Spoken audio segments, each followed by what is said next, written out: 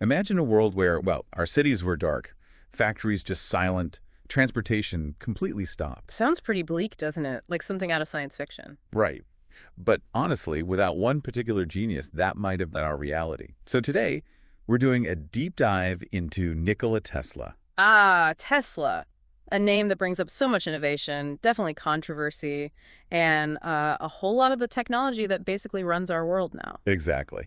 And for this deep dive, we're drawing from a really rich audio feature that walks us through his whole life. Yeah, it covers everything from, his early ideas, those first sparks, right up to his most, well, ambitious plans and his legacy today. So our mission for you today, we want to unpack the really key stuff about Tesla, some Yeah. surprising facts, the sheer scale of what he did. We're going to show you why people call him the genius who lit the world and why it's frankly true. Okay, mission set. Let's jump back. Start at the beginning. Tesla's early days. All right, so Nikola Tesla, born July 10th, 1856, Smiljan, a small village, later part of Yugoslavia. His father was a Serbian Orthodox minister, quite Yeah. stern apparently.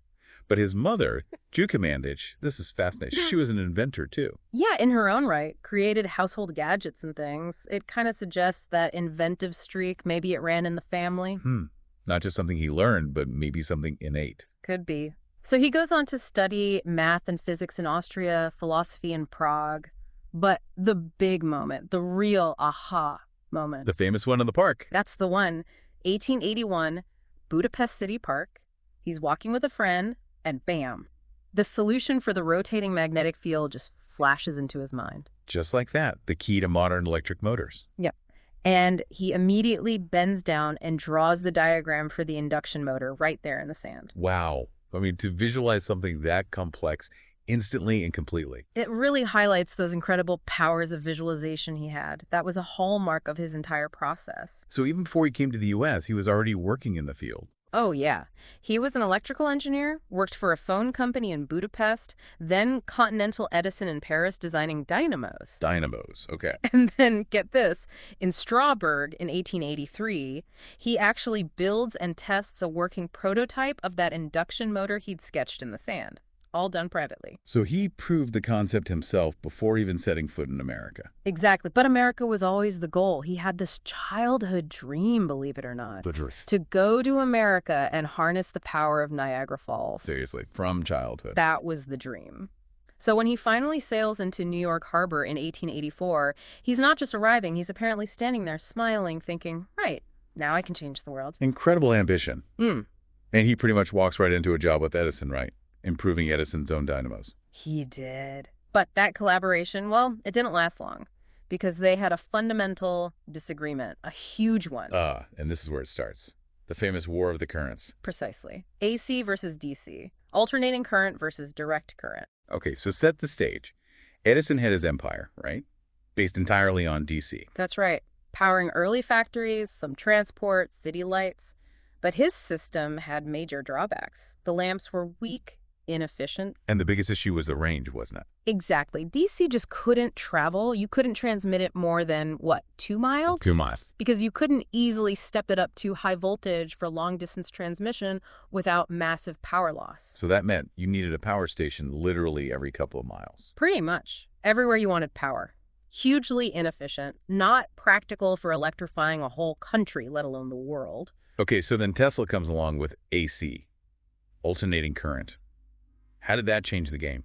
Well, AC does what the name says. It alternates direction back and forth 50 or 60 times a second. Okay. And the key thing is you can use transformers to easily step its voltage way, way up for transmission. High voltage means less power loss over long distances. Exactly. Minimal loss. You could send power hundreds of miles. Suddenly, electrifying vast areas became possible. It was obvious, really. Obvious in hindsight, maybe. Well, yeah. But it meant the future had to be alternating current. And Tesla didn't just have the idea, he developed the whole system. The polyphase system, that was his genius. Multiple AC currents, slightly out of sync, made generators, motors, transformers incredibly efficient. He got like 40 basic U.S. patents just on this system. He saw the whole picture. Absolutely. And that's when George Westinghouse stepped in. He saw the potential, bought Tesla's patents. And decided to take on Edison's DC empire. He was determined.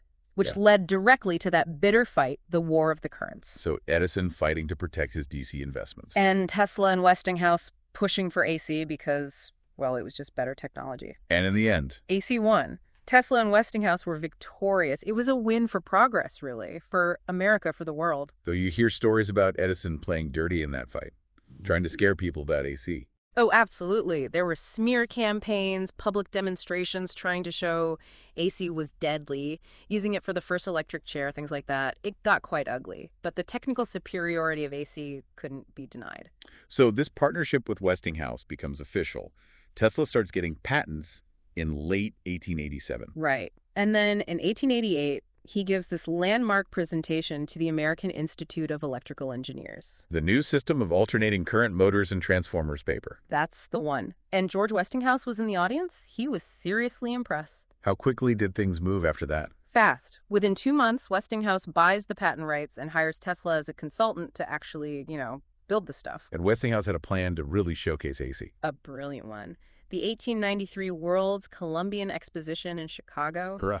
The Chicago World's Fair. Commemorating 400 years since Columbus. Big deal. Huge! And Westinghouse boldly underbid Edison for the lighting contract. You won the bid to light the whole fair. Yep. And he did it using Tesla's polyphase AC system. We're talking over 200,000 light bulbs.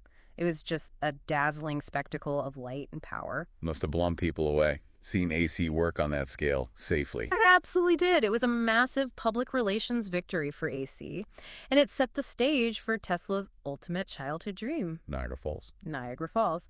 October 1893, Westinghouse gets the contract to build the first big generators there using Tesla's system. And they worked. By April 1895, they were running, called the electrical wonder of the world. You could even see Tesla's patents listed on the generator nameplates. Wow. And they could send the power far. By 1896, they had a 26-mile high-tension line sending power all the way to Buffalo, New York, running streetlights, factories. So the dream came true. He actually harnessed Niagara Falls. It really did. Imagine seeing that raw, natural power turned into light in industry miles away. Must have felt, like magic, like you said. So around this time, after leaving Edison, Tesla sets up his own lab in New York, South Fifth Avenue. That's right, his first independent lab. And as his fame grew, he had some pretty interesting visitors. Like Mark Twain, the writer. Mark Twain was a famous visitor, yeah. And there's this other amazing story about Robert Underwood Johnson, a magazine publisher. What happened with him? Tesla apparently had him pass 1,000,000 volts of high-frequency electricity through his body, harmlessly. 1,000,000 volts. How is that even possible? It's about the high frequency. Very high frequency current tends to flow over the surface, the skin effect, they call it, so it doesn't go deep and disrupt, your heart or vital organs. Still sounds terrifying, but a heck of a demonstration. Definitely showed off the unique properties of AC that Tesla was mastering. But then disaster struck that lab. The fire? Yeah, March 1895. The whole place burned to the ground.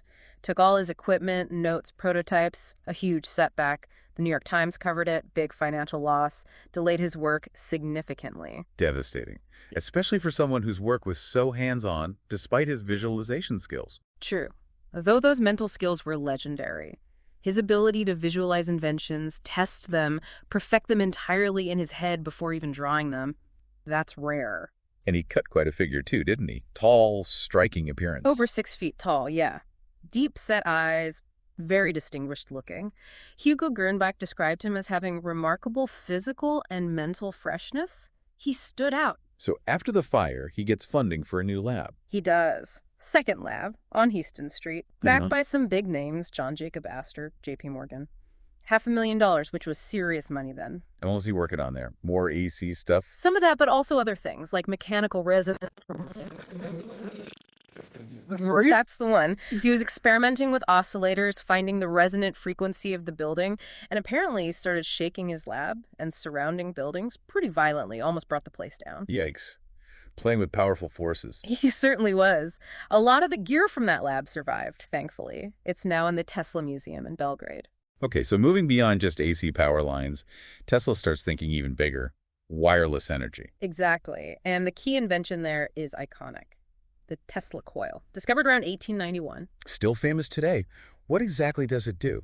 Basically, it uses resonance, like pushing a swing at the right time, to transform low-frequency current into extremely high-frequency, high-voltage current. How high voltage are we talking? Hundreds of thousands, even millions of volts, creates those spectacular sparks you see in demonstrations. And its practical use. Well, he showed it could light up vacuum tubes wirelessly from a distance, even transmit power along a single wire. It opened up totally new possibilities. And the principles are still used today. Oh, yeah, and radios, TVs, all sorts of high-frequency applications. It was foundational. But Tesla wanted to go way beyond lighting a few bulbs wirelessly. He had a much grander vision. Much grander, which led him to build his biggest lab yet, out in Colorado Springs, 1899 to 1900. What was so special about Colorado? Space, isolation, and maybe the atmospheric conditions.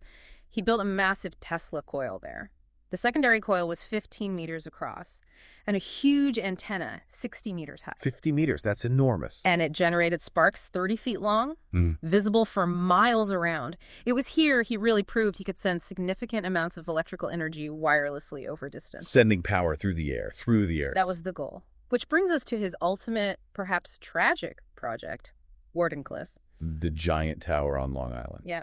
Built between 1901 and 1905 with funding, again, from J.P. Morgan. It was an incredible structure, 187 feet tall, this huge 68-foot copper dome on top housing the transmitter. And the idea behind it was just mind-blowing, wasn't it? Totally revolutionary. It was meant to be the first global wireless system, transmitting not just signals like radio messages, but actual electrical power. Power. Wirelessly to anywhere on Earth. That was the vision. Turn the Earth itself into a giant conductor, a dynamo, providing unlimited electricity everywhere for ships, factories, homes. He even talked about interplanetary communication. It sounds like science fiction even now, way ahead of its time. Almost certainly too far ahead, and that led to the problem. J.P. Morgan pulled the plug? Essentially, yeah. There was a dispute. Morgan was interested in radio, sending messages you could charge for. Tesla's vision was, well, potentially free energy for everyone. And Morgan supposedly said, the famous line, if anyone can draw on the power, where do we put the meter? The clash between pure science, maybe idealism, and business reality. Exactly. Morgan withdrew funding. The tower was never completed. It was eventually torn down in 1917 during World War I for security reasons. Such a shame. What might have been. The site's still there, though. The foundation is. It's deep 100 feet down. There are groups still trying to get it recognized as a national monument. Well, even without Wardenclyffe achieving its full goal, Tesla's impact on wireless communication was profound. He essentially invented radio, didn't he? The basic system, yes. He patented it back in 1896. His schematics had all the core components Marconi later used. Marconi usually gets the credit, won the Nobel Prize. He did in 1909 after establishing transatlantic communication in 1901. But a lot of Marconi's work built on others: Maxwell, Hertz, Lodge, and crucially, Tesla. What was Tesla's key contribution? The concept of using tuned circuits, 4 of them. That's the heart of radio transmission and reception. Tesla demonstrated this principle way back in his 1893 lecture. He was sending and receiving signals between buildings in New York. And history eventually caught up. It did. In 1943, the U.S. Supreme Court actually invalidated Marconi's main patents. Obviously, they overturned them. Yes, and they explicitly recognized Tesla's earlier, more significant contribution as the inventor of radio technology. That's huge. A major historical correction. Absolutely. It took decades, but his pioneering role was finally acknowledged at the highest level. Okay, so AC power, radio, what else? Robotics. Is he really the father of robotics? You could definitely make that case. Think back to 1888 Madison Square Garden. He demonstrated a remote-controlled boat. Remote control in 1888. Yep. An iron boat controlled by radio waves. His patents for that kind of evolved into guided missile tech later on. Wow. And by 1895, he'd built a more sophisticated version. It had an antenna, a coherer, an early radio wave detector, and digitally controlled mechanisms for the rudder and propellers. Digitally controlled in 1895. Using coded pulses, essentially. It was incredibly advanced. Really, the birth of remote automation or robotics. The man's genius just kept branching out. X-rays, too. Yeah, he was doing significant work with X-rays right around the same time Röntgen made his famous discovery in 1895.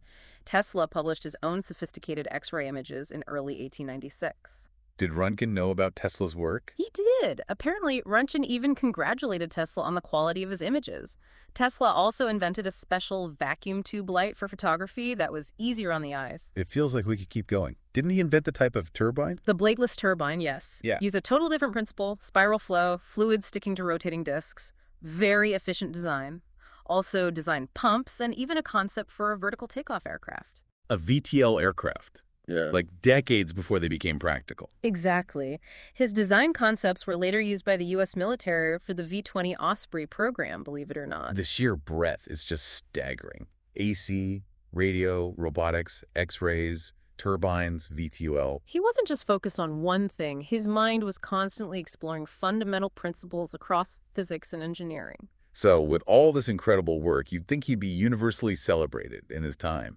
But the recognition was kind of mixed. It was complicated. There was that strange incident in 1915 when the New York Times announced he and Edison would share the Nobel Prize in physics. But they never got it. Neither of them did. Rumors flew. Maybe Tesla refused because he wouldn't share it with Edison or because Marconi had already gotten one for radio. It's unclear. But it's ironic given the later Supreme Court ruling on radio. He did get some major awards, though. Oh, yes. In 1917, he received the Edison Medal, which, despite the name, was the top electrical prize in the U.S. A huge honor. And he made the cover of Time magazine. He did, for his 75th birthday in 1931. Got congratulatory letters from scientists all over the world, including Albert Einstein. So he was definitely recognized by his peers. And the recognition has only grown since his death. Statues, stamps. Right. Yugoslavia gifted a big bronze statue to the U.S. He's in the Inventors Hall of Fame. The U.S. Postal Service issued a stamp in '83. His face is even on Yugoslav currency. And there's a prestigious award named after him now. The I.E. Nikola Tesla Award, yeah, given out since 1976. It explicitly acknowledges his enormous contribution and how he basically started the whole electrification of the world. Where did he spend his final years? His last decade, he lived at the Hotel New Yorker, room 3327, famously. And he passed away there. Yes, on January 7th, 1943. Was there a big funeral? A state funeral, actually, held at the Cathedral of St. John the Divine in New York. Over 2,000 people attended, including Nobel laureates. Condolences came from Eleanor Roosevelt, the vice president. So his importance was certainly felt then, and his legacy today is, well, everywhere. Literally everywhere. His ashes are in Belgrade, in the Tesla Museum, inside a golden sphere, his favorite shape, along with his death mask and, like we said, over 150,000 documents, some still unpublished. Imagine what might still be in those papers. Exactly. But look around any modern city, the lights of the New York skyline, Times Square's neon glow, that's all thanks to Tesla's polyphase AC. It became the 20th century standard. Even the Statue of Liberty Museum has his photo. Yep, on permanent display.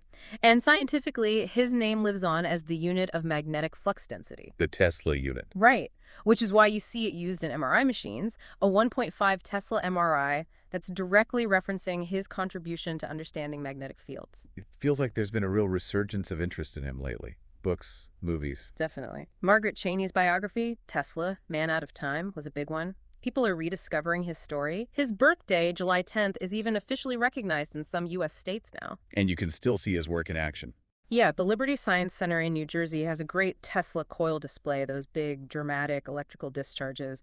It really brings his experiments to life. And that street sign in Manhattan. They call it Tesla Corner, yeah.